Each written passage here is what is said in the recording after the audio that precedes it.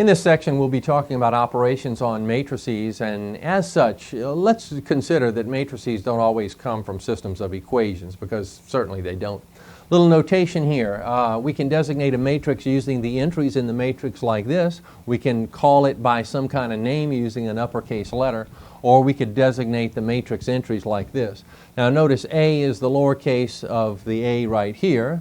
The IJ refers to a row column kind of thing. If we're talking about A subscript 1, 2, then it would be the item that is in the first row, second column. So first row, second column would be 7. Now the notion of equality and the notion of addition are just about exactly as we would expect them to be. Equality occurs when we have the entries in a second matrix would be exactly the same as the corresponding entries in the first matrix. So we would have another one that looks just like this, and therefore the matrices would be equal.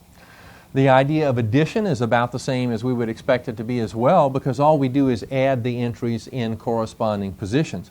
To add these two matrices, we're saying 4 plus -1, that's 3. And then -1 plus 0 is -1. 5 plus 3, 8.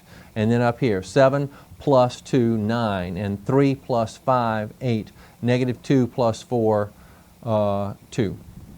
Okay, so that's the idea. Now, with multiplication, there are actually two kinds of multiplication. The first one is very predictable. It's called scalar multiplication. It works like this.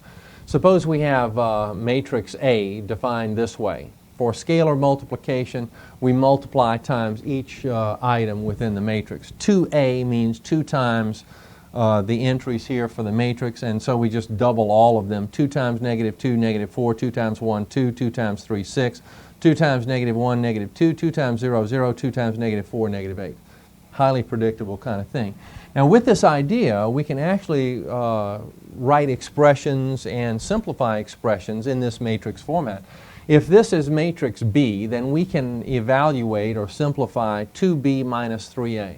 And we do it like this. 2B means 2 times matrix B, that's from up here, minus 3 times A. Well, matrix A is the one from over here. And now we do this scalar multiplication business, double all of these entries, and we get these. Now when we slide over here, we actually have two techniques that we can use. Minus 3, you see it's minus 3 times this. Now I've elected to take the technique where I'm going to multiply 3 times all of these, and then write minus, you see, 3 times all of these. The other technique would be to say minus 3 times all of these and add the two matrices. Whichever way you'd like to do it is okay.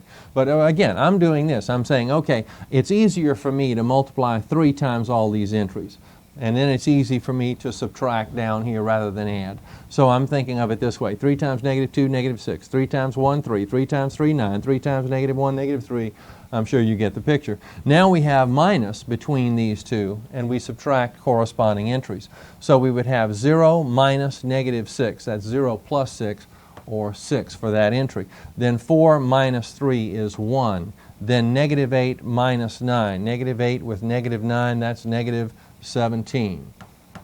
And then, let's see, 6 minus -3, that's 6 plus 3, 9. Then 0 minus 0 is 0. And then -2 minus -12, that's -2 plus 12, or 10. Okay. Since we can deal with expressions involving matrices, maybe it's not surprising that we could solve equations involving matrices. Now here, we want to solve for x. We have this equation. There are a couple of ways of proceeding here. We could actually divide through by 2 and have x isolated over here, and then deal with the 2 in a particular way over here. That might be pretty easy, actually. I've elected to just take this expression and simplify it as much as I can. So we have 2x equals 2 times a, and the a is from before, and then minus the b from before. You see, and now 2 times this using our scalar multiplication. Subtract this, we bring it down, so now we subtract corresponding entries. And just as an example, -4 minus 0 would be -4. Then -2 minus 3 would be -5. And so on to get all of that business. Well, now we have 2x is equal to this matrix. How do we deal with that? Well, we want to isolate x, so we'll divide by 2 on this side, and we divide by 2 over here. Or we can think of it as multiplying by 1/2, and I think that's a little easier. 1/2 times 2 would give 1x on the left, and then on the right we have 1/2 times all of this. So again, it's a scalar multiplication idea. So we just take half of each of these entries, and we get this as the result. So scalar multiplication, solving equations, and so forth. Now let's talk about a different kind of multiplication. The multiplication of two matrices, but it's not scalar multiplication. Here we have a matrix A and a matrix B. The first thing I'd like you to notice is that they are not the same order. Order is really important in this process of multiplying matrices. Now, this is a 3 by 2 matrix, and this is a 2 by 4 matrix. It's a 3 by 2 because we have 3 rows, 2 columns. 2 by 4 because 2 rows, 4 columns.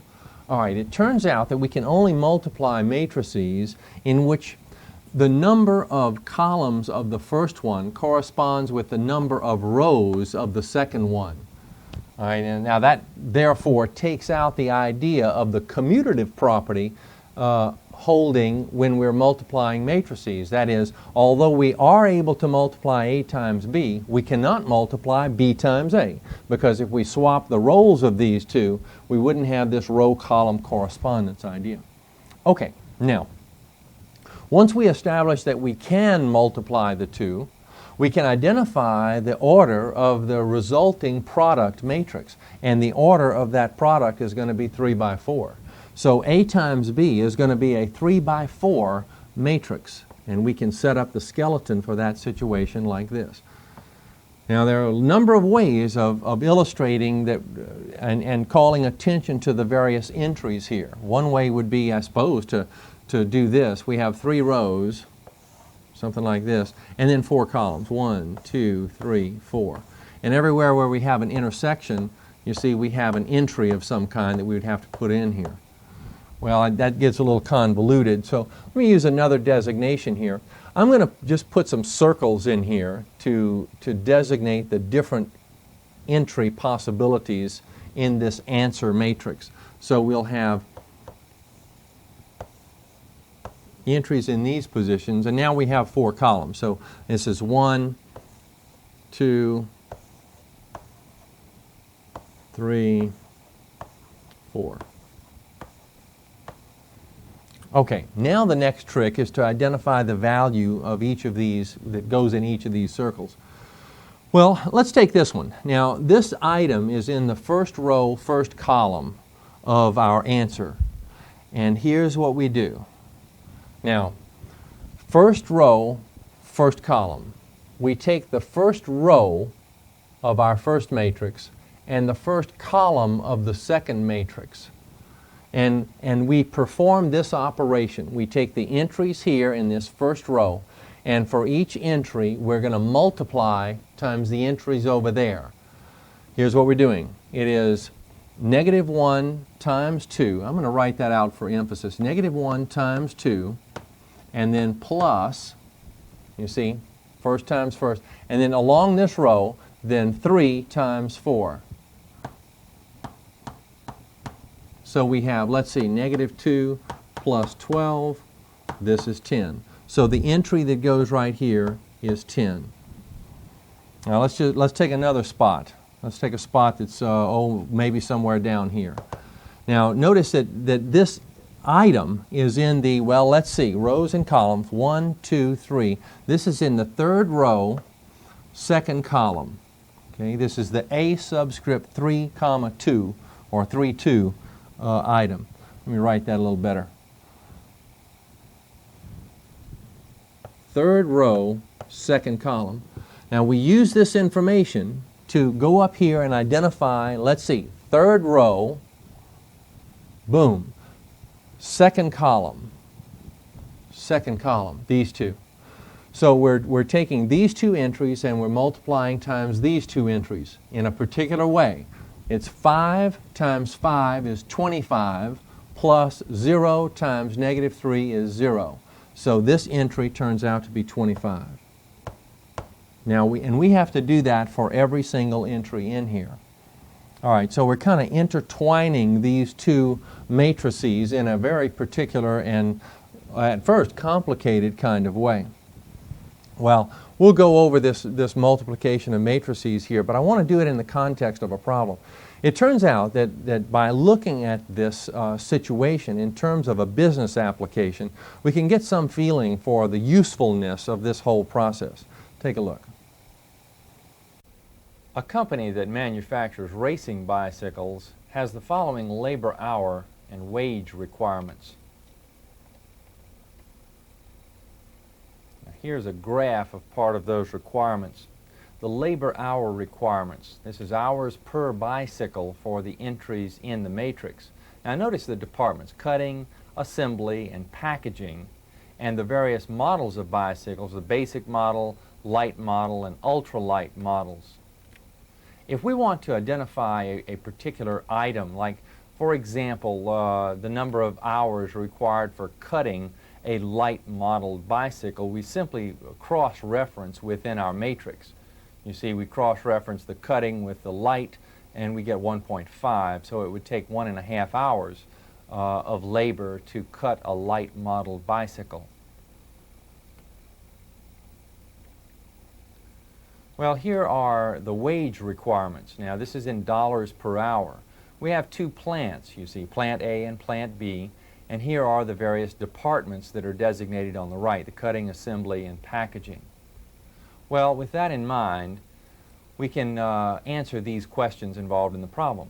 What is the labor cost for a light racing bicycle at Plant A? So we have a light bicycle at Plant A. Here's what we do. We look at the hours and the wages. Now, for the hours, we identify the light bicycle, you see, and for the wages, we're talking about Plant A. Now, if we want to determine the cost, we simply multiply the hours times the cost per hour. And notice that the cutting hours is 1.5, the assembly 1, and the packaging 0.4. And the cost for those are $14, $8, and $7. So, of course, what we're going to do is multiply 1.5 times 14, and then add 1 times 8, and then 4/10 times 7 to get the total cost. Well, performing these operations, we find that the cost is $31.80. Now let's suppose we want to find the labor cost for an ultralight bicycle at Plant B. Well, again, all we do is a kind of a cross-reference here. We take our hours matrix and the wages matrix, and we identify the components that we're after. We're talking about an ultralight at Plant B. So again, we'll multiply the hours times the wages, you see, for each of the departments: the cutting, the assembly, and the packaging. And here it'll be 3.5 times 12, and then 3 times 7, and then 0.5 times 6. And the result, $66. Now we're ready to answer this question, the most important. Compute S times T. Now, S and T represented our two matrices, and it says interpret the result. Well, here's what we do. We set them up like this. Here's S, and here's T. And we first of all look at what kind of matrix we have. We have the row-column idea. You see, we have a 3x3 matrix for S and a 3x2 for T. So we know that S times T will turn out to be a 3x2 matrix. Now, as a result, we set up the structure for a 3x2 matrix for our answer. And here are the different parts involved in the S times T, or the ST matrix. Now, for the entry in each position, we look at that entry and we decide what entry that is. Where is its position in ST? This item is in the first row, first column.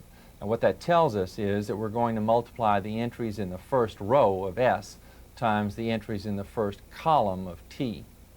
So here we would be multiplying 0.9 times 14, and then adding 0.8 times 8, and then 2/10 times 7.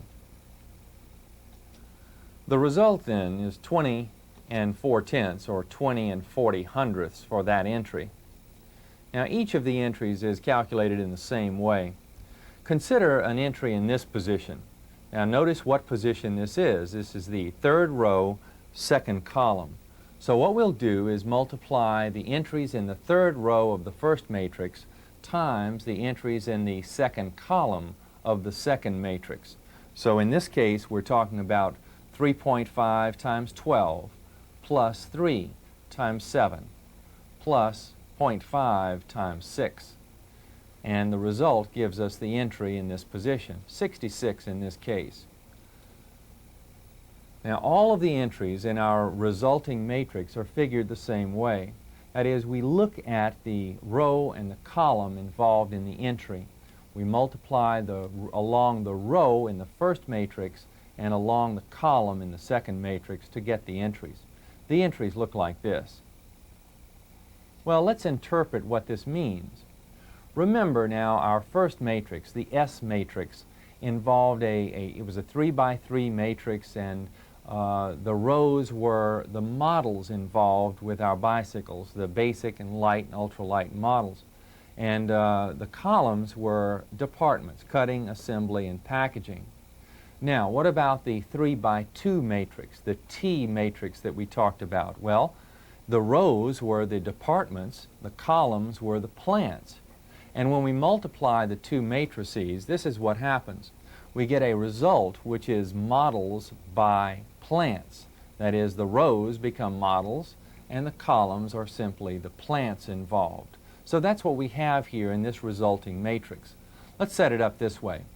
The rows are the models and the columns are the plants involved.